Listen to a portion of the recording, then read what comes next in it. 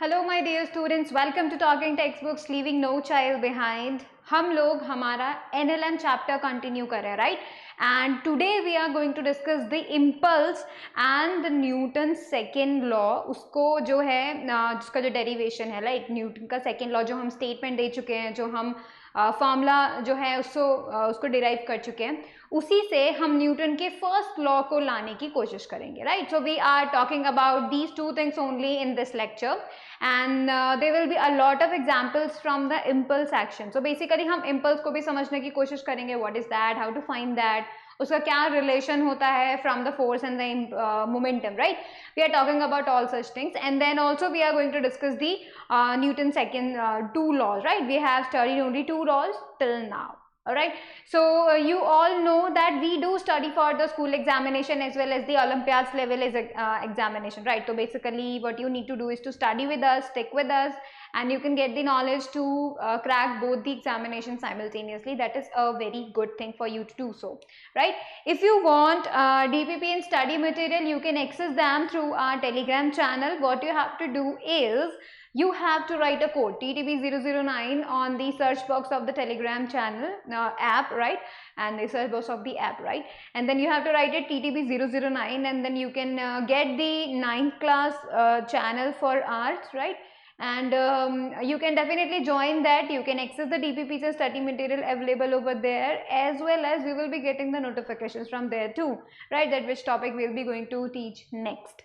So basically you need to join that so that you will remain, as you can remain notified for the upcoming videos also. Now see, this is the team which is doing very much hard work for you all, and we are preparing so much good things and so much you can say the quality material for you all, so that you can crack both the examinations simultaneously. That is the thing I'm going to repeat again and again, because this is the thing we are going to do, right? We are studying because we want to crack the things, right? We want to crack the examination. We want good marks, we want the high rank, and that's why we are studying, right? And you can definitely do that. And for that thing I'm also going to tell you the things we are always discuss in every lecture, but फिर भी मैं आपको again and again बता देती हूँ, ठीक है? So what we will be getting is, आपको कहाँ जाना होगा? You have to go on this website www.talkingtextbooks.in. आपको इस वेबसाइट पे जाना होगा. You will be getting two type of packages over there. The first one will be the full package, and the second one will be the test series, right? तो जो full package होगा, आपको ये जो full package है, that full package will be going to help you a lot. कैसे? Because this full package is for the throughout the year. You have to do throughout the year things, right? And you will be like getting a study material you are going to read throughout the year, right? And you will be getting the video classes throughout the year, obviously. So basically you have to stay with us, you have to stick with us, so that you can get the study material, you can get the live classes and read it along and study from that, because that study material is totally focused. And basically ये जो focused material है वो आपको competitive level के questions के साथ साथ आपका स्कूल एग्जामिनेशन को भी कवर अप कराता है. तो आपको दोनों ही तरीके के क्वेश्चंस मिलेंगे, दोनों पे ही फोकस्ड आपको मटेरियल मिलेगा, and you are going to study that, you are going to watch these lectures, you are going to do homework, and then you will be submitting to us, because there is the feature of the homework submission feature, right? And the next thing is you will be getting a bi weekly quizzes. तो आपको by weekly quizzes attempt करने हैं, आपको एक week में twice बार जो quizzes है उन्हें अटेम्प्ट करना है, so that you can get a feedback very much early than the actual examination, right? तो अगर आप एक वीक में 2 बार टेस्ट करते हैं, ठीक है, अगर आप 2 बार टेस्ट करते हैं तो आपको क्या करना होगा? आप टेस्ट देंगे, आपको पता चलेगा दिस इज योर मिस्टेक, इतने कम मार्क्स आए, इतने मार्क्स आए. So you are going to get that कि तुम कौन से टॉपिक में वीक हो और कौन से टॉपिक में स्ट्रांग हो, right? And you all know कि 9th क्लास क्या होती है, वो बेसिक होती है, राइट? यहाँ से जो है असली तैयारी स्टार्ट होती है, इधर NTSC, NSCJS or even IIT foundation, right? You are getting preparations right from the 9th class, and that's why you are going to need to be focused towards your studies, right? And this is आपको क्या करना होगा? इसके लिए आपको जल्दी से जल्दी अपना फीडबैक लेना होगा, राइट? आपको क्या करना पड़ा कि पहले हम पढ़ेंगे, हम होमवर्क करेंगे, and then will be giving the test, ठीक है? वापस पढ़ेंगे, होमवर्क करेंगे, अगेन अ टेस्ट. पढ़ेंगे, होमवर्क करेंगे, again a test, you are going to get that, and उस टेस्ट में आपको पता चलेगा whatever you have read is correct or not, or have you ever understand the thing or not, are you able to solve the problems or not, that is what you are going to understand from the bi-weekly quizzes, right? And the last thing, the periodic test papers. Periodic test papers actually आपको पता करवाएंगे कि जो final examination जिसके लिए आप fight कर रहे हैं, ठीक है, जिसको आप किसके लिए आप प्रिपेयर कर रहे हैं, उस एग्जाम के लिए, जिसके लिए भी, तो उस एग्जाम का पैटर्न कैसा होगा, उस पर क्वेश्चंस कैसे आने वाले हैं, राइट, उसमें कितना डीपली आपको स्टडी करना है, कितना नहीं, what will be the level, आपको एक ही यू कैन से एक ही टाइम लिमिट में कितने क्वेश्चन सॉल्व करने हैं, ये सब बातें आपको पीरियोडिक टेस्ट पेपर से क्लियर होती है. सो बेसिकली ओवरऑल ये जो फुल पैकेज है that is totally going to help you a lot. It will be giving you full information whatever you are needed to attain a good rank in a particular examination, right? And that is the most thing we are aiming for, right? And as you can see here, the test series is the one thing that is going to help you a lot, because test series is a thing in which you are going to be tested, right. तो ऐसे बहुत बच्चे होते हैं जो बहुत कुछ पढ़ते हैं, like they have a very much a hobby of studying. तो ऐसे बहुत बच्चे जो बहुत सबको पढ़ते हैं, लेकिन उन्हें ये नहीं पता होता कि एक पर्टिकुलर एग्जामिनेशन को लेकर उन्होंने कितना पढ़ा है, उनको कितना डीप नॉलेज है, उनको किस तरीके से प्रॉब्लम सॉल्विंग स्किल को और फास्टर बनाना होता है, राइट. ये सब चीज़ें उनको पता चल जाएगी टेस्ट सीरीज से. So basically if anybody wants to go for the test series, they can definitely go for that. If anybody wants to study the whole package, then you can definitely get that. But do remember that if you are going for any of the package, if you buy any of the package, you have to remember a code, and that is CY Live. If you write this code CY Live, you will be getting a 30% discount, right? And that's why the thing is कि आपको CY Live use करना है, ताकि क्या करते वक्त, इन कोई भी पैकेजेस को खरीदते वक्त, you need to do that, ताकि आपको 30% डिस्काउंट मिल सके किसी भी पैकेज पे जो कि आप www.talkingtextbooks.in से खरीदते हैं, राइट. एंड उसके बाद अगर आपको इनमें से कोई भी क्वेरी होती है, राइट, अगर इफ आपको ऐसा लगता है कि भाई you want to know more about these packages, or you want to discuss how your doubt will be going to solve, or any other information or query you want to gain, right, that means you can call us, right. And the number is 919549041111. This is the number, you can call us, and all your queries will be resolved regarding the packages you want to buy, right. And that is the main thing. That's what I wanted to tell you. Now it's time for the promise. Okay, so promise yourself, you will be watching the whole lecture, you will be making proper notes, and you will be revising on the daily basis. Look children, revision is the key, right. अगर आप revision नहीं करेंगे तो आपका पढ़ने का कोई फायदा नहीं है. आप अगेन उसी एक रूटीन पे चले जाएंगे, like studying before the exam, and then what, nothing, right. इससे आपका क्या होगा, फ्यूचर इन्फॉर्मेशन आपके लिए गलत होगी. कैसे? इसमें क्या होगा, आपने अभी पढ़ा, ठीक है, कल एग्जाम देके आ गए, ठीक है, उसके बाद क्या, आपके दिमाग में जो इन्फॉर्मेशन गई थी वो after 24 hours it is going to vanish again. That means आपको इन्फॉर्मेशन आपने लिया ही नहीं. इसका मतलब फ्यूचर में जब IIT JEE को फाइट करेंगे, आप नीट को फाइट करेंगे, तो फिर क्या होगा, उस वक्त भी आपको क्या करना पड़ेगा, इन्फॉर्मेशन चाहिए, राइट. वही इन्फॉर्मेशन अगर आप अभी से लेते चलेंगे तो तब आपको सिर्फ अपनी इन्फॉर्मेशन को फास्टर बनाना होगा, राइट, ताकि आप जल्दी से जल्दी रिकवर कर सके. आप एग्जाम टाइम में आपको दिमाग में जल्दी जल्दी वो चीज़ें आ सके, सिर्फ उस चीज़ पर प्रैक्टिस करनी होगी, राइट. और डेफिनेट सी बात है, अगर आप अभी से ही इन सबको छोड़ देते हैं, आप इन्फॉर्मेशन छोड़ देते हैं, राइट, अगर आपको ऐसा लगता है कि आप अभी नहीं पढ़ना चाहते हैं, आप सिर्फ IIT JEE की तैयारी करते वक्त ही पढ़ना चाहते हैं, तो आपका बहुत बड़ा नुकसान है, क्योंकि बहुत बच्चे दे रहे हैं, आप इतना पीछे रह जाएंगे कि आपको पता भी नहीं चलेगा, राइट. और उसकी वजह से कई बहुत ही ज़्यादा डिप्रेसिंग मोमेंट्स भी आ सकते हैं. सो मेक श्योर आप अभी से तैयारी करें, ठीक है, ताकि वो इन्फॉर्मेशन जो अभी आप ले सकते हैं वही इन्फॉर्मेशन आपको बाद में भी लेना पड़ेगा, राइट. क्योंकि उस वक्त तो आप इससे भी एडवांस लेवल पढ़ रहे होंगे, तो उस इन्फॉर्मेशन को उस वक्त लेने के बजाय अभी ले लो, ताकि बाद में आप दूसरी चीज़ों पे फोकस करो, ठीक है. आप अपनी एक्यूरेसी पे फोकस कर सकते हो, आप अपनी प्रॉब्लम सॉल्विंग स्किल्स पे फोकस कर सकते हो, राइट. तो that's why what you have to do, you have to start from 9th class, right. And you have to study each and every topic you should study right from the book or the video lectures, but get the knowledge you need, right. So that is the main thing. Now let's start the topic, and this is impulse and Newton's first law from the second law. Basically that's what we are going to study today's lecture. So basically what is the Newton's first law? We have studied that, right? हमने Newton first law में study किया था. What is that?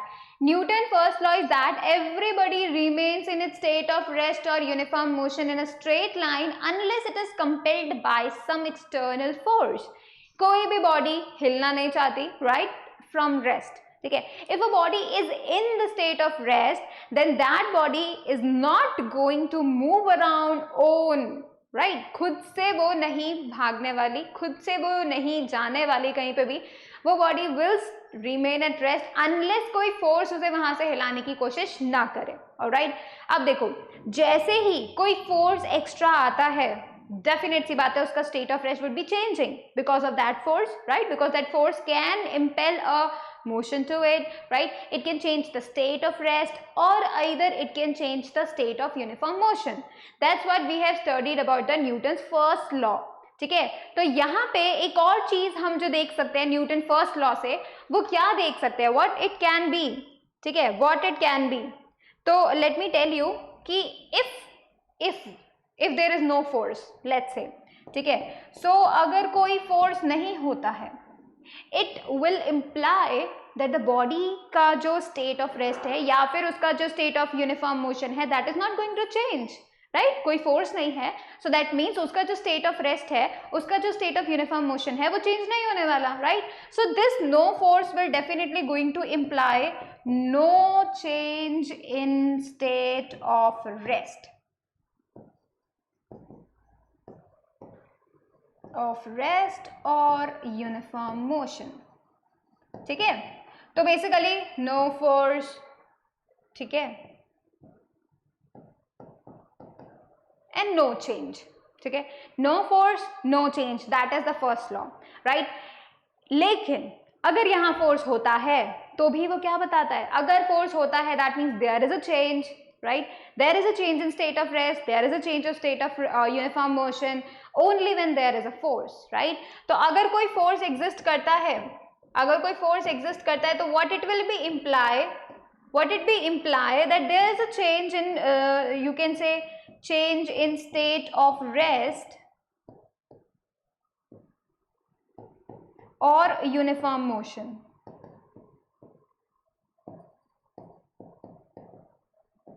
Right, force है तो मतलब वहां पर change भी है. स्टेट ऑफ रेस्ट में भी चेंज हो सकता है, स्टेट ऑफ यूनिफॉर्म मोशन में भी चेंज हो सकता है, लेकिन सिर्फ फोर्स है तभी. ठीक है, मैंने यहाँ पे एक अजीब तरीके का एरो बनाया है. ठीक है, ये है दोनों तरफ वाले एरोज. ठीक है, मतलब बीच में इक्वल टू का साइन है, इधर भी एक एरो, इधर भी एक एरो. इसका क्या मतलब है? इसका मतलब ये है कि let's say you are getting an information of no force. आपको पता चल रहा है कि इस बॉडी पे कोई फोर्स एक्ट नहीं कर रहा है. ठीक है, तो इससे आप क्या इंप्लाई करोगे? क्या मैसेज आपको मिलेगा? आपको ये मैसेज मिलेगा कि अगर फोर्स नहीं है, इसका मतलब है कि उस बॉडी में कोई state of rest, state of uniform motion change नहीं है, राइट? लेकिन अगर आपको ये इंफॉर्मेशन मिल रही है कि कोई भी चेंज नहीं है बॉडी के ऊपर, ठीक है, if you are getting this information कि बॉडी के जो स्टेट ऑफ रेस्ट है, जो स्टेट ऑफ यूनिफॉर्म मोशन है, उस पर कोई चेंज नहीं है, तो इसका मतलब क्या हुआ? इसका मतलब तुम ये पता कर सकते हो, yes it is showing that there is no force, right? तो बेसिकली आप नो फोर्स से ये इंफॉर्मेशन गेन कर सकते हो और इस इंफॉर्मेशन से नो फोर्स वाली इंफॉर्मेशन गेन कर सकते हो. तो बेसिकली दोनों ही एप्लीकेबल है, वाइसा वर्सा, दोनों ही चलते हैं. ठीक है, that is what we are going to say by these arrows, right? Now the next Newton second law जो हमने स्टडी किया था, what was that? That is the rate of change of momentum of a body is directly proportional to the applied unbalanced forces. ठीक है, तो ये हमने देखा था कि भाई जब कभी भी फोर्स होता है, जो एक्सटर्नल फोर्स अप्लाई किया जाता है, that is directly proportional to what? That is directly proportional to the rate of change of momentum. And what is momentum? Quantity of motion possessed by a body. एक body के अंदर कितना motion है, क्या वो मूव कर रही है, और मूव कर रही है तो उसके अंदर कितना क्वांटिटी ऑफ मोशन है, दैट इज मोमेंटम, राइट? तो अगर उसके मोमेंटम में कोई चेंज होता है, ठीक है, मतलब उसका जो मोमेंटम, उसका जो मोशन है, वो जिस मोशन में भी है, अगर वो मोशन चेंज होता है तो वो मोशन कितने टाइम में चेंज हो रहा है, and that is giving you the external force, right? तो that is the second law of motion. And what we are going to do here, हम लोग इस सेकेंड लॉ ऑफ मोशन से फर्स्ट लॉ को लाने की कोशिश करते हैं, ठीक है। Let's say is it true or not, let's test them out, ठीक है। वैसे तो न्यूटन ने बनाए हैं तो हमें ऐसे शक नहीं करना चाहिए, but we should always test it, right. हमें किसी भी इंफॉर्मेशन को ऐसे ही विश्वास नहीं कर लेना चाहिए, राइट। तो लेट्स डू इट। हम क्या करते हैं फटाफट से न्यूटन का सेकेंड लॉ, ठीक है। चलो अभी हम लोग क्या करते हैं कि यहाँ पर let's do it Newton's first law from second law of motion. Let's write the second law of motion. And what is that? That is, let me tell you कि हमें क्या करना चाहिए। हमें सबसे पहले लिख देना चाहिए फोर्स, ठीक है। So let's write it. जो फोर्स होता है that is going to be equal to rate of change of momentum, right? We have discovered that in the previous lecture. Rate of change of momentum. Alright, अब देखो force के लिए हम किसने लिखते हैं कैपिटल एफ, राइट। तो we are going to write here capital F, rate of change of momentum. What will be the change of momentum? Change in momentum like final momentum minus initial momentum. That means you are going to the quantity of motion, the final quantity of motion from the initial quantity of motion with time t, right? So that's why I am going to write mv minus mu divided by, there should be some time and it can be, let's say delta t. Small change in time, delta t is showing you the small change in time, or you can definitely take a greater interval of time, no matter, ठीक है। लेकिन see mv minus mu, this is the change in momentum, alright, that is the difference, the change, right? पहले क्या था अब क्या है, इन दोनों में कितना change है, that is what we are going to say by the force, ठीक है। वो हमने देखा है mv माइनस mu। आप सभी को पता होना चाहिए कि ये जो v है स्मॉल v, ये क्या होता है, ये होता है final velocity of the body, ठीक है। u is the initial velocity of the body, ठीक है। अब आप यहाँ देख सकते हैं हमें ये पता है सेकेंड लॉ से, ठीक है। That is from the second law of motion, right. So we should write here by Newton's second law of motion, ठीक है। तुम परेशान मत होना बिल्कुल भी, बहुत इजी है, तुम्हें पता भी नहीं चलेगा तुमने कब न्यूटन का फर्स्ट लॉ लेकर आ गए, ठीक है। अब देखो what would be the next step. Next step है लेट्स से, क्या कहता है फर्स्ट लॉ? फर्स्ट लॉ कहता है कि अगर फोर्स जीरो है, ठीक है, फोर्स जीरो है, जो आपने फोर्स लगाया है बॉडी के ऊपर वो जीरो है, दैट मीन्स कि बॉडी का रेस्ट वाला जो स्टेट है, बॉडी का यूनिफॉर्म मोशन वाला जो स्टेट है वो चेंज नहीं होने वाला, राइट।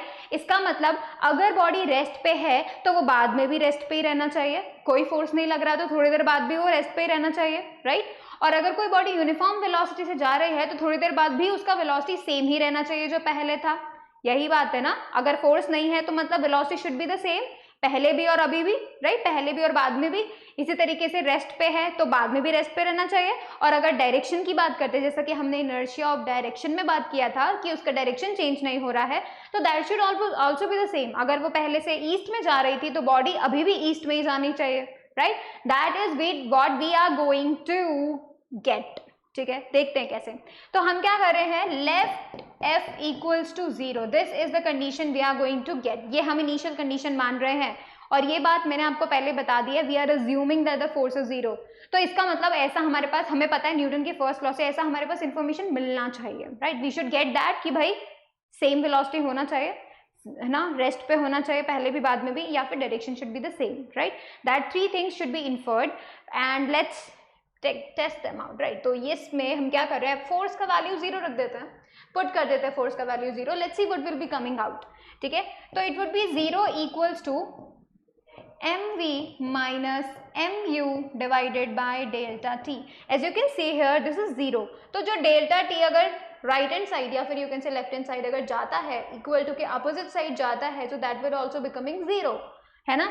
तो देखिए mv minus mu is equals to zero, ठीक है। We will be going to infer that also next slide में मैं करने वाली हूँ, तो तुम ये फटाफट से नोट करो, right, and then we will be going to discuss the next things. फटाफट कीजिएगा।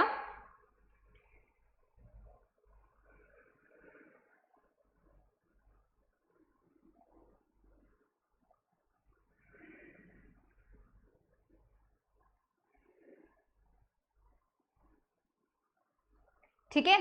तो अब देखो हमारे पास अभी कंडीशन क्या है, राइट नाउ हमारे पास कंडीशन क्या है, m we minus M you बराबर 0, ये कंडीशन अभी है हमारे पास, ठीक है। अब अगर ये कंडीशन है, we will be going to do next things, ठीक है। नेक्स्ट हम जो है करते हैं,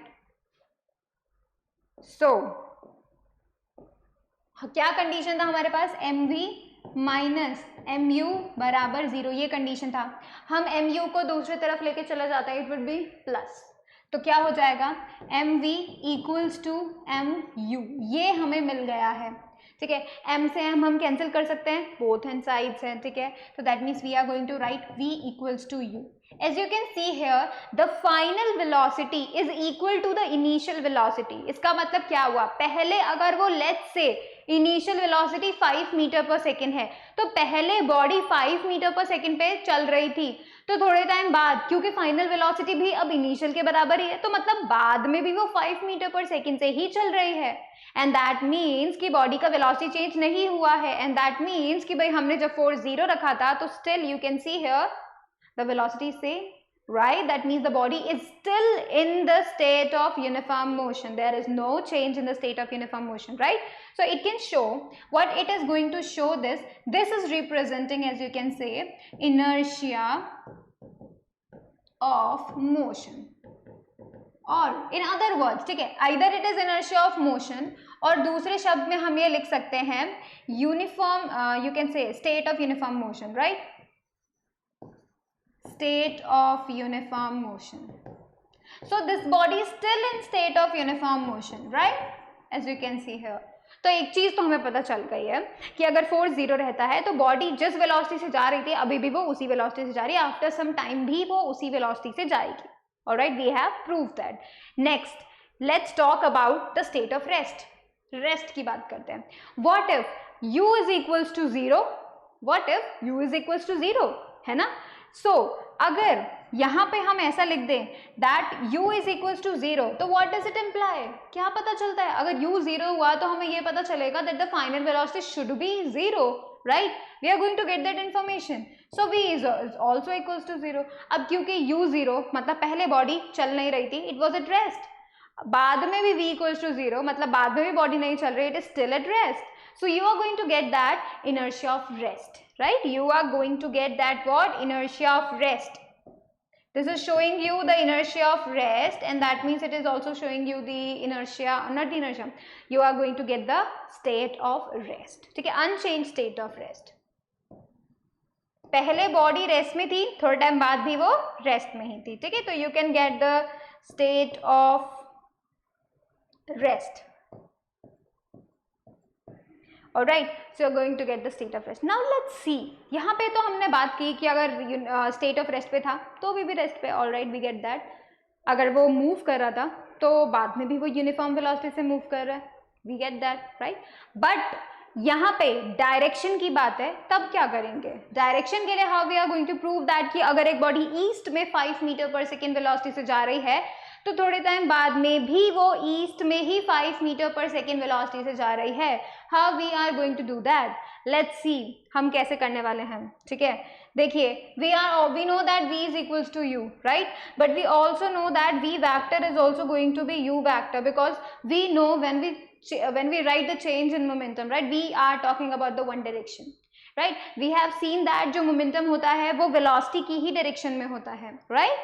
So that's why we can say that the directions of both these will be the same thing, and that's why how we are going to write that inertia of rest, not the rest, sorry, inertia of direction actually. So you have proved here, we all have proved here that यहाँ पर जो हम लोगों ने Newton का second law study किया था उसी से हमें ये पता चला that the first law is valid, is totally valid. Whatever the first law is saying, that no force, that means no change in state of rest or uniform motion, is true, right? True for everybody, true with the inertia of rest, true with the inertia of motion, true with the inertia of direction, right? So note it down, and the next thing we are going to study is the impulse. So be ready to study the impulse, all right?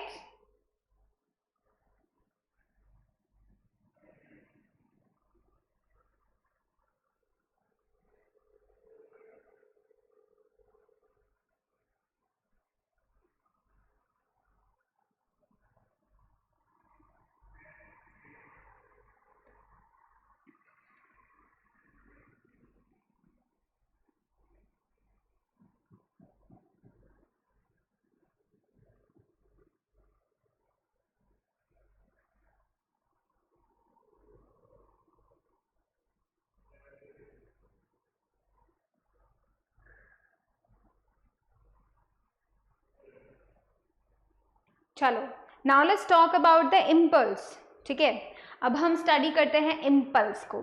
ये तो ठीक है, ये बात तो हमें समझ में आती है दैट न्यूटन के सेकेंड लॉ से न्यूटन के फर्स्ट लॉ को we can derive that we can infer the information whatever given in Newton's first law, right. अब हम देखते हैं कि यहाँ पर जब हम चेंज इन मोमेंटम की बात कर रहे होते हैं, that is we are going to talk about the Newton second law. ठीक है, क्योंकि सेकेंड लॉ की वजह से ही we are going to get the impulse too. ठीक है, let's see what is that impulse of force, right. So when we are talking about impulse of force, what is that? ठीक है, impulse का मतलब होता है that is a large force. ठीक है, मतलब एक बहुत बड़ा फोर्स अगर एक छोटे टाइम में अप्लाई किया जाए, like a very large force in just a small interval of time, a very small interval of time. So what you will be getting, that would be the impulsive force, because and we need to maintain the finite change in momentum, right? Because we all know change in momentum with time is going to give you the force. ठीक है, तो अगर change in momentum है with time है, that is आपको force दे रहा है, right. And ये जो फोर्स है ये बहुत बड़ा फोर्स है। ठीक है, तो अगर बहुत बड़ा फोर्स है तो उसको अगर हमें एक फाइनाइट मोमेंटम में रखना है, we need to see that if we want to get a finite change in momentum, then definitely we are going to get a small interval of time. ठीक है, तो इसका मतलब क्या हो रहा है कि अब बहुत बड़ा फोर्स एक्ट हो रहा है, बहुत बड़ा फोर्स एक्ट हो रहा है छोटे से टाइम के लिए, बहुत छोटे टाइम के लिए, तो इसका मतलब उसका इम्पल्स बहुत ज्यादा होने वाला है, बहुत ज्यादा होने वाला है। ठीक है, and that is also known as the impulsive force. ठीक है, उसी को ही हम क्या बोल देते हैं, इम्पल्सिव फोर्स बोल देते हैं। Look here, large force acting for a short time to produce a finite change in momentum is called impulsive force. ठीक है, and if we going to write the as you can see we going to write the impulse of force. ठीक है, अगर हम impulse of force लिखना चाहते हैं, ठीक है, इम्पल्स ऑफ फोर्स लिखना चाहते हैं तो हमें क्या फॉर्मूला मिलता है, we are going to get a formula that is force into time. ठीक है, that is time, alright, so let's write that. Force into time is going to get you the impulse of force. कितना ज्यादा impulse होने वाला है उस force का, that is going to get you the definitely force into time, right. अब आपको एक बात ध्यान में रखनी है, have you ever seen the structure of the vehicles after a large accident? Because उसमें जैसे लेट्स से आपने देखा होगा कि कई जगह एक्सीडेंट्स हो जाते हैं, एंड आफ्टर एक्सीडेंट्स व्हीकल की क्या हालत हो जाती है, देखिए ना, व्हाट इज दैट, उनकी इतनी बुरी हालत कैसे हो जाती है, कैसे हो जाती है, let me tell you what that.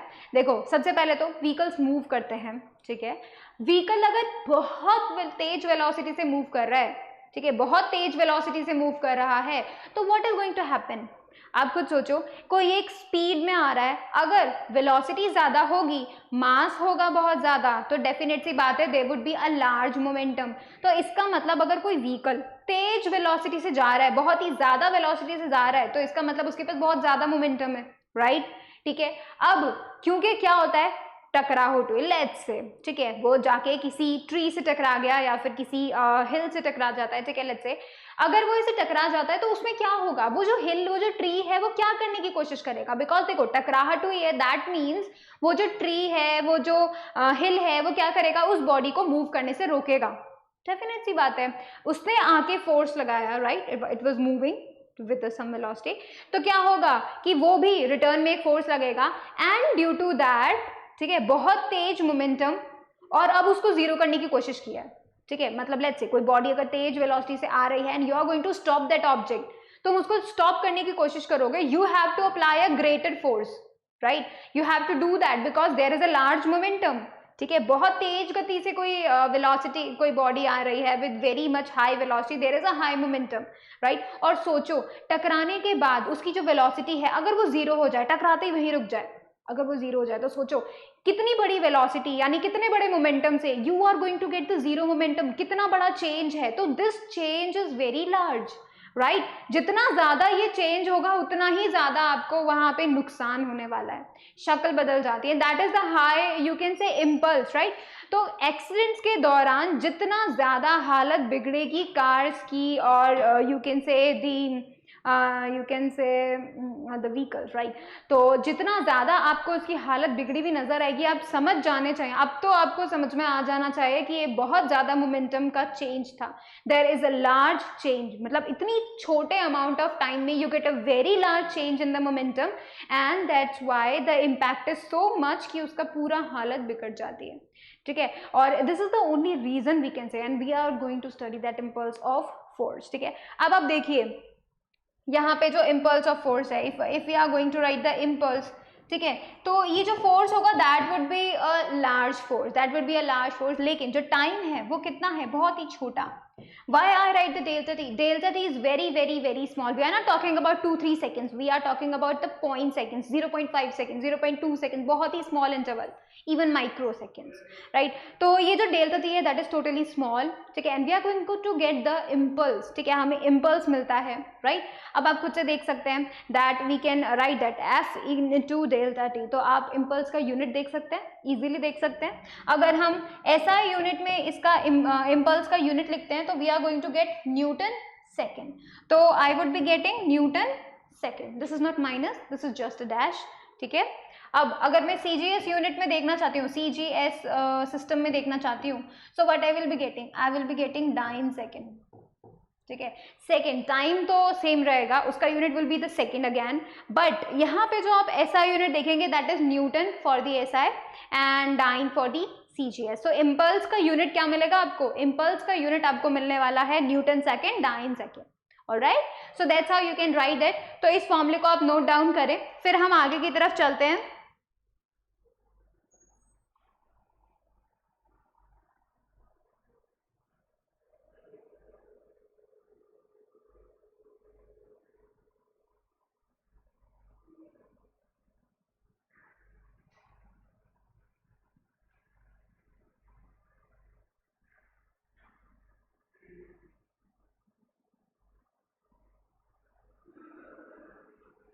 ठीक है, चले आगे की तरफ। So let's talk about a theorem, ठीक है, which is going to you can say relate momentum and impulse, ठीक है, इन दोनों को हम देख लेते हैं।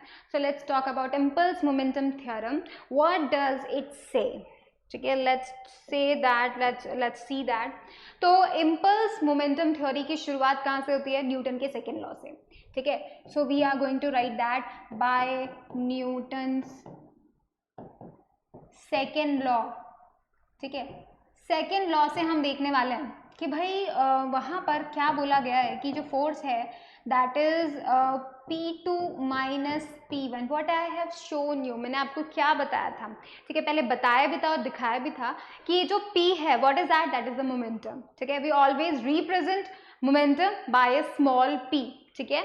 सो we are going to get that delta t is a very small time, right? As you can see here, force is equals to change in momentum divided by very small t, that is delta t, right? अब आप देख सकते हैं अगर मैं delta t को f के साथ लेकर चली जाती हूँ, so what I will going to write is f delta t is equals to what? P2 minus P1. So I am going to get this impulse is equals to change in momentum, all right? So we are going to get that impulse equals to change in momentum. पता है, आप इसी से ही समझ में आ जाएगा आपको कि कभी भी अगर, ठीक है, अगर लेट्स से मैं आपको इसी से समझ में आ जाना चाहिए कि अगर आप किसी एक ज्यादा मोमेंटम वाले ऑब्जेक्ट को अचानक से उसका मोमेंटम कम करना चाहते हो, जीरो करना चाहते हो, राइट, तो अचानक से होने वाला जो ये चेंज है ना, that is going to get you a very big impulse, मतलब वहां पे reaction would be very very much, you can say destructive, और यू कैन से बहुत ही ज्यादा वहां पे आपको चेंज दिखने वाला है। तो मतलब जितना जल्दी मोमेंटम चेंज होगा, जितना जल्दी मोमेंटम चेंज होगा उतना ही ज्यादा वहां पे क्या होने वाला है, वहां पे नुकसान होने वाला है, ठीक है। तो क्या किया जाता है, नुकसान को कम करने के लिए क्या किया जाता है, मोमेंटम को चेंज तो होने देते हैं बट स्लोली स्लोली चेंज होने देते हैं। I will be going to tell you the example कैसे हम इसे ऐसे कर सकते हैं? सो अभी यहाँ पे आपने देखा change in momentum is equals to impulse, ठीक है। अगर ये चेंज इन मोमेंटम है ना, लेट्स से 100 मोमेंटम है, ठीक है, लेट्स से 100 kg मीटर पर सेकेंड इज द मोमेंटम, है ना, और तुरंत आपने उसको जीरो किया, तो 100 से जीरो तक आने का जो वैल्यू है, अगर वो आप करो लेट्स से 1 सेकेंड के अंदर ऐसा हुआ, ठीक है, तो 100 वैल्यू से जीरो वैल्यू तक पहुंचना, वो भी 1 सेकेंड में, that will be going to get you a great impulse, right. और नुकसान फिर ग्रेट ही होने वाला है, बिकॉज ग्रेट इम्पल्स है, राइट। तो अगर कोई बॉडी है लेट्स से कि उसका 100 kg, एक कार मूव कर रही है, ठीक है, 100 kg मीटर पर सेकेंड एक्चुअली, ठीक है, तो 100 kg मीटर पर सेकेंड उसके पास मोमेंटम है, ठीक है, अचानक से वो किसी से टकराती है, तो उसकी टकराहट की वजह से अब वो जीरो हो जाएगी, राइट, अब वो जीरो हो जाएगी। तो 100 से जीरो तक की आने वाला जो चेंज है वो क्या होता है, एक्सीडेंट तो यूं हो जाता है ना, बिल्कुल माइक्रो मिली सेकेंड्स में हो जाता है। And that is the reason, जितना ज्यादा चेंज इन मोमेंटम जितने कम टाइम में होगा, you will be going to get that much great impulse. So अगर आपका वेलोसिटी कम है, इसका मतलब आपका मोमेंटम कम है, ठीक है, तो अगर 100 kg मीटर पर सेकेंड से जीरो हो रहा है, you will be going to get a great momentum. लेकिन उतने ही टाइम में अगर 50 kg मीटर पर सेकेंड से जीरो तक का वैल्यू अगर होता है, तो उसमें कम मोमेंटम होगा। चेंज इन मोमेंटम तो है, लेकिन यहाँ पे मोमेंटम कम चेंज हो रहा है सेम टाइम में, राइट, तो इसका मतलब थोड़ा कम आपको इम्पल्स मिलेगा, तो डिस्ट्रक्शन वहां पे कुछ कम होगा, ठीक है। इसी तरीके से वी कैन अंडरस्टैंड, जितना जल्दी ये चेंज होगा ना, उतना ही ज्यादा इम्पल्स होने वाला है, ठीक है। So you should remember that this is the what impulse momentum theorem, this is going to connect impulse with the change in momentum, right, and that is from the second law of motion, right। Now write it down, फटाफट से write it down, and we are going to get the next thing, and that is the, let's see what happens next।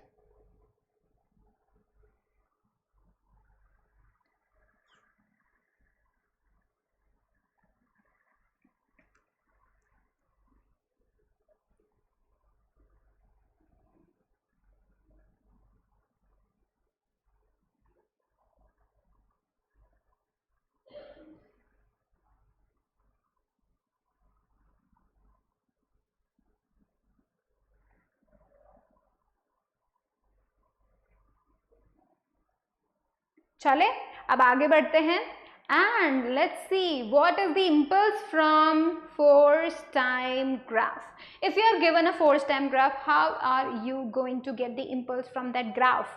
कैसे? let's see this is a graph, ठीक है, मैंने जो है पहले से बनाया ग्राफ ले लिया है, ठीक है। this is the force on y axis, this is the time on x axis, right। तो देखो फोर्स टाइम ग्राफ आपको गिवन है, लेट्स से it is let's say it is let's say this, ठीक है, ये एक स्ट्रेट लाइन होनी चाहिए थी, बट ये थोड़ी कर्व हो गई है, तो तुम लोग इमेजिन करो that this is a straight line, ठीक है, तुम लोग इमेजिन करो, और अगर आपको क्या करना है, इम्पल्स निकालना है भाई, ठीक है, इम्पल्स निकालना है, तो इम्पल्स निकालने के लिए what you need force into time. और तुम ये बात जानते हो ऑलरेडी कि अगर y एक्सिस वाली क्वांटिटी को x एक्सिस वाली क्वांटिटी से मल्टीप्लाई कर दिया जाए, what we are going to get the area, right। so you are going to get this much area under the curve will be the impulse। so from force time graph, ठीक है, तो impulse would be what, impulse would be the area under the curve, ठीक है। तो अगर तुम्हें area पता चल गया है, that means you are going to get the impulse from the force time graph. कितना इजी है ना, बहुत इजी है, फटाफट से नोट करो इसे, ठीक है। और पता है इसकी वजह से you can definitely get that कि इम्पल्स तो मिल गया, area under the curve, right, यही तो है चेंज इन मोमेंटम। तो बस impulse is equal to change in momentum, you get the change in momentum also with this, right. तो फोर्स और टाइम के ग्राफ से, ठीक है, ये वाली लाइन आगे चली गई है, इसको मेंशन मत करना तुम लोग, बहुत ध्यान से पढ़ो तुम लोग, ठीक है ना। उसके बाद हम देखने वाले हैं कुछ इम्पल्स के examples, and then we are going to get a question.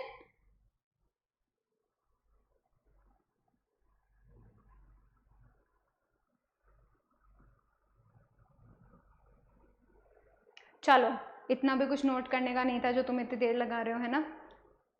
चलो अभी हम देखते हैं एग्जाम्पल्स ऑफ इम्पल्स। इम्पल्स का एग्जाम्पल कैसे कम किया जाए, इम्पल्स कैसे कम किया जाए, यानी चेंज इन मोमेंटम को कैसे ज्यादा किया जाए। वही चेंज हो रहा है बट ज्यादा टाइम के लिए हो रहा है।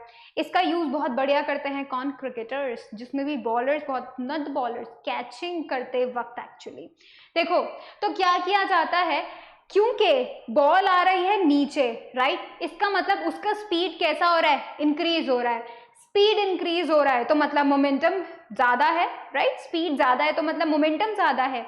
मोमेंटम ज्यादा है और तुम कर रहे हो कैच। तुम अगर कैच करोगे तो मतलब तुम मोमेंटम को जीरो कर दोगे, कैच करने के बाद तुम मोमेंटम को जीरो कर दोगे। एंड दैट्स व्हाई आपको क्या करना है, तेजी से आती हुई बॉल को रोकना है। You are going to get the zero momentum. इतने बड़े वैल्यू से, यानी momentum is so high with the velocity is so high, इतने बड़े मोमेंटम से तुम उसका जीरो मोमेंटम कर दोगे तो सोचो इम्पल्स भी तो ज्यादा होगा, राइट। और तुम क्या करोगे, झटके में बिल्कुल कैच टच होते ही हाथ में तुमने रोक लिया ना उसको आते ही, राइट। तो क्या किया जाता है, ठीक है, तुम्हारे हाथ को चोट लगेगी, कैच करने वाले को चोट लगेगी, क्योंकि मोमेंटम चेंज तो हो रहा है लेकिन बहुत क्विकली चेंज हो रहा है, ठीक है। तो इस क्विकली का क्या करना पड़ेगा, टाइम ज्यादा करना पड़ेगा। टाइम ज्यादा करने के लिए क्या किया जाता है, बॉल को कैच करने के बजाय पीछे उसको हाथ भी पीछे जा रहा है, बॉल भी पीछे जा रही है, लेकिन रुकने के लिए, उस बॉल को रोकने के लिए, अचानक से रोकने की जगह they are going to get it very slowly, right. And that's why क्या हो रहा है, चेंज हो रहा है, उतना ही मोमेंटम चेंज हो रहा है लेकिन अब थोड़ा टाइम ज्यादा हो गया। And because of that great time आपके हाथ में जो चोट लगने वाली थी पहले वो नहीं लगेगी, मतलब आपके हाथ पे जो इम्पैक्ट आने वाला, जो इम्पल्स आने वाला, that is less as compare to that one, जब आपने बहुत ही कम टाइम के अंदर you increase the you can say change in momentum, right. तो that is the main cause कि भाई कैच करते वक्त जो क्रिकेटर्स होते हैं, कैच करते वक्त what they do, they drag the ball down with their hands, ठीक है। वो क्या करते हैं, बॉल को भी धीरे धीरे स्लोली उसका मोमेंटम चेंज करने की कोशिश करते हैं, ठीक है। टाइम इंटरवल बढ़ा देते हैं ताकि मतलब कुछ वैल्यू से जीरो होने तक, बॉल का कुछ मोमेंटम है, ज्यादा मोमेंटम है, उसको वहां तक, उस वैल्यू से जीरो होने वाला जो टाइम है, चेंज होने वाला जो टाइम है, वो क्विकली की जगह थोड़ा ज्यादा हो जाता है, ठीक है। And that's how they can save their hands, right. इसी तरीके से आप देखो, सैंड पे कूदना कम आपको इम्पैक्ट देगा अगर आप किसी हार्ड फ्लोर पे कूदते हैं उससे। Let's say you are jumping from a very high wall, ठीक है, बहुत बड़ी दीवार से आप कूद रहे हैं, ठीक है। तो डेफिनेट सी बात है, नीचे अगर हार्ड सरफेस होता है तो क्या होगा, हार्ड सरफेस होगा तो तुम जिस वेलोसिटी से कूद रहे हो भाई तुम्हारे पास मोमेंटम होगा, राइट। और जमीन पे गिरते ही तुम्हारा वेलोसिटी जीरो, मतलब तुम्हारा मोमेंटम फिनिश, ठीक है। एक हाई वैल्यू से तुम्हारा मोमेंटम अचानक से स्टॉप होने वाला है, that means there is a change of momentum quickly, right. तो वहां पे तुम्हारा इम्पैक्ट भी ज्यादा होगा, धरती भी तुमको जो है चोट पहुंचाने की कोशिश करेगी, एंड दैट्स व्हाई तुम्हें चोट भी लग सकती है, हो सकता है गंभीर तुम लोग जो है घायल हो जाओ। सो नेवर ट्राई दिस, ठीक है। Instead if you want that impact to be less, अगर तुम चाहते हो कि भाई वो जो इम्पैक्ट चोट तुम्हें लग रही है वो कम लगे, है ना, तो उसके लिए तुम्हें क्या करना चाहिए, तुम्हें कुछ ना कुछ वहां पे ऐसा रखना चाहिए गिरते वक्त जो तुम्हारी स्पीड को कम कर सके। For example sand, for example a bag of clothes, ठीक है, you can definitely right that, sponge, गद्दे, उनके ऊपर तुम कूदोगे तो तुम्हें उतना ज्यादा चोट नहीं लगेगी, राइट। क्यों, क्योंकि देखो जब हम सैंड पे कूदते हैं, ठीक है, तो क्या हो रहा है, सैंड हमको तुरंत स्टॉप नहीं करती है, हम सैंड के अंदर थोड़े से धस जाते हैं, राइट, अंदर तक चले जाते हैं। सो द रीजन इज हमारी जो मोमेंटम है, जो किसी वैल्यू से जीरो अचानक होने वाली थी, वो धीरे धीरे करके जीरो होती है, and that's how we are going to get less impulse when we do that, alright. Next आप एग्जांपल्स देख सकते हैं, this one, soft material packaging, जैसे क्या होता है बहुत ही नाजुक सी चीज़ों को, फॉर एग्जांपल वेस्ट, ठीक है, तो जैसे बहुत सारी चीज़ें होती हैं जो बहुत नाजुक होती है और ट्रैवलिंग के दौरान हार्डशिप से गुजर सकते हो सकता है बहुत दचके वहाँ हो जिसकी वजह से उनके टूटने का खतरा ज़्यादा रहता है, ठीक है। जो लेट्स से बहुत ही सॉफ्ट मटेरियल्स होते हैं, वैसे मुझे उसका नाम याद नहीं आ रहा है, जैसे हम लोग क्या बोल सकते हैं, वेसेस होते हैं ना, चाइना मिट्टी के वेसेस जो रहते हैं, अभी मुझे नाम याद नहीं आ रहा है इस वक्त right now, but let's say कुछ जैसे कप्स जो होते हैं, लाइक कप्स, कांच की कटोरियाँ, राइट, कांच के वेसल्स, कांच का कुछ भी, है ना। तो कुछ ऐसे फ्रेगाइल मटेरियल्स को जब हम ट्रैवलिंग पे लेके जाते हैं, ट्रांसपोर्ट कर रहे होते हैं एक्चुअली में, तो खतरा बहुत ज़्यादा रहता है उनके टूटने का, राइट। तो what can be the thing we can reduce them, we do that by the bubble wrap, ठीक है। तो हम क्या करते हैं, बबल रैप को यूज़ करते हैं। सबसे पहले वो जो भी आइटम है, जो भी ग्लास का बना हुआ चीज़ है, उसको हम बबल से रैप करते हैं, then we put it in a box, we close the box and we are safe to transport. कैसे? ये जो बबल रैप होता है ये क्या करता है, ये मोमेंटम को कम करता है, ठीक है। मोमेंटम का जो चेंज हो रहा है उसको टाइम लगा देता है। लेट्स से कि क्या हुआ, एक झटका लगा और जो वेसल है और या फिर जो भी चीज़ है ग्लास की, वो अचानक से बॉक्सेस से टकराएगी, ठीक है। जैसे वो बॉक्स से टकराएगी, so there is a chance, क्योंकि मोमेंटम होगा, ठीक है, और बहुत ही कम यू कैन से जल्दी से चेंज हो जाएगा, राइट। तो there can be a chance कि वो टूट जाए, राइट। इंस्टेड वहाँ पे बबल रैप होता है। बबल रैप क्या करता है, उसके टाइम को इंक्रीज कर देता है। मतलब वो वैस अगर किसी से टकरा रहा है तो उसके टाइम को, उसका जो कोलिजन टाइम है उसको कम कर देता है। एंड दैट इज वाई वो जो यू कैन से उसको चेंज इन मोमेंटम को, as you can say time को वो बढ़ा देता है। Change in momentum can be that much constant, ठीक है। चेंज इन मोमेंटम हो सकता है, बट टाइम अगर इंक्रीज हो जाता है, कोलिजन का टाइम अगर इंक्रीज हो जाता है, तो that means there would be less impulse, and due to that less impulse what you are going to get that, आपका जो वेसल है वो सेफ है, राइट। उसी तरीके से हम लोग देख सकते हैं स्प्रिंग्स इन व्हीकल्स, मोटरसाइकिल्स में, ठीक है, और व्हीकल्स में जनरली स्प्रिंग्स होती हैं, ताकि रोड पे जब हम चलें और वहां पे आपको कोई गड्ढा मिले, राइट, तो उसका जो इम्पैक्ट ड्राइवर के ऊपर आने वाला है, मशीनरी के ऊपर आने वाला है, उस इम्पैक्ट को कम करने के लिए there is a spring, right. ये भी क्या करती है, ये टाइम को इंक्रीज कर देती है। सो चेंज इन मोमेंटम जो होता है उस वक्त, वो चेंज इन मोमेंटम तो हो रहा है but for a very long time, so impulse would be less, right, and due to that impulse आपको धचके ज्यादा फील नहीं होते, ज़्यादा हार्ड स्टिफ नहीं होते, राइट। सो ऐसा नहीं है कि आपकी जो जर्नी है वो हार्ड नहीं होगी, definitely it becomes you can say easy just because of these springs, right. तो there are various examples in your real life जहाँ पर आप इम्पल्स का इफेक्ट देख सकते हो, जहाँ पे आप खुद को चोट लगने से बचा सकते हो, अपनी चीज़ों को बचा सकते हो, just by that knowledge that how you are going to get less impulse, ठीक है। तो चलो अब हम क्या करते हैं, फटाफट से क्वेश्चन कर लेते हैं। So this is the question, ठीक है। आपको क्या करना है, आपको इम्पल्स का वैल्यू फाइंड आउट करना है for time 0 to 2 second, for time 2 to 6 second and t equals to 4 to 6 seconds. Do this question, ठीक है। फटाफट से आप इस क्वेश्चन को कर लीजिए and then we are good to go, ठीक है। Start this question.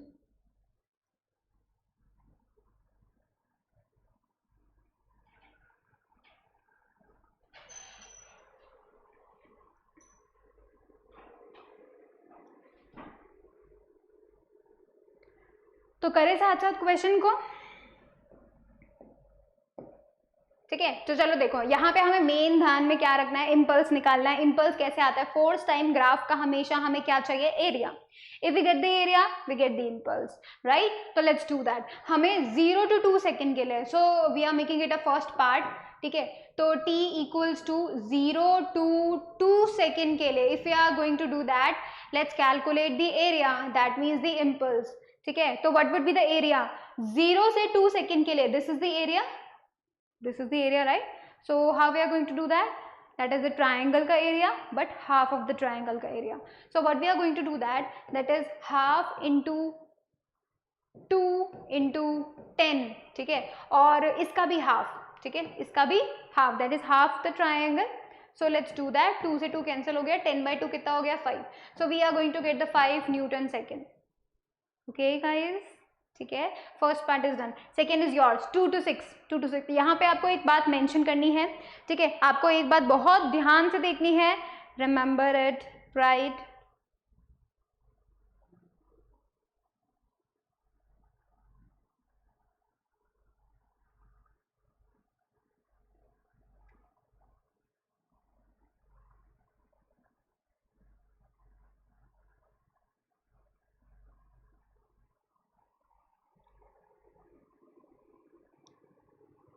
Alright, let me tell you the one thing here, ठीक है। यहाँ पे जब आप 2 to 6 सेकेंड के लिए देख रहे हो ना, so this is the positive thing, this is the negative thing, remember it, right. और यहाँ पे मैंने जो एक्चुअली में ट्राइंगल का एरिया लिया, we should not doing it half, why we should not doing it half, because हम यहाँ पे क्या कर रहे हैं, बेस तो 2 ही ले रहे हैं, राइट तो बेस अगर हम 2 ही एक्चुअली ले रहे हैं, तो we should not do that half, है ना, हमें हाफ नहीं करना चाहिए, हम ऑलरेडी 2 ले रहे हैं। अगर मैं 4 लेती बेस तब मुझे जरूर हाफ करना चाहिए था, right so let's do it 10 and 2 and half. So what we are going to get that 10 Newton second. Second part को देखते हैं, यानी कि this much half triangle and this much half triangle that is below the time axis, ठीक है। तो यहाँ पे क्या हो रहा है, बिलो द टाइम एक्सिस है and we are going to do that for 2 to 6 seconds,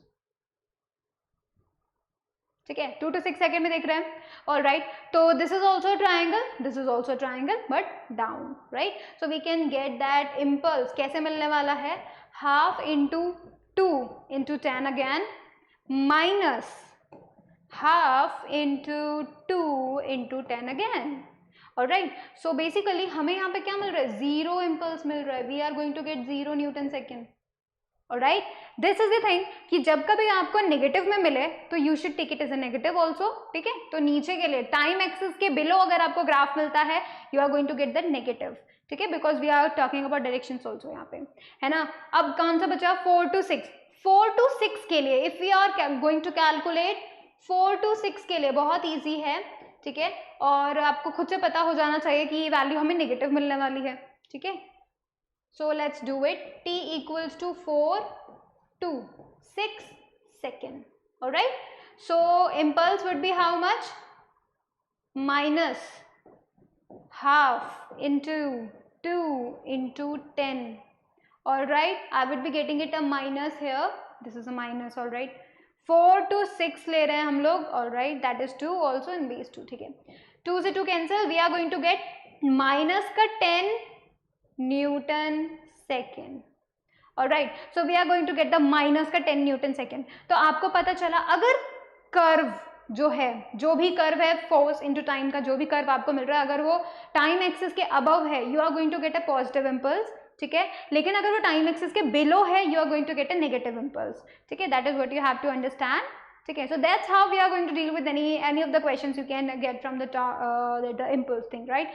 And this is it in this lecture, and that's why I'm going to tell you that this is the end of our lecture. So today we learned impulse and the Newton's first law from the second law. We have derived that.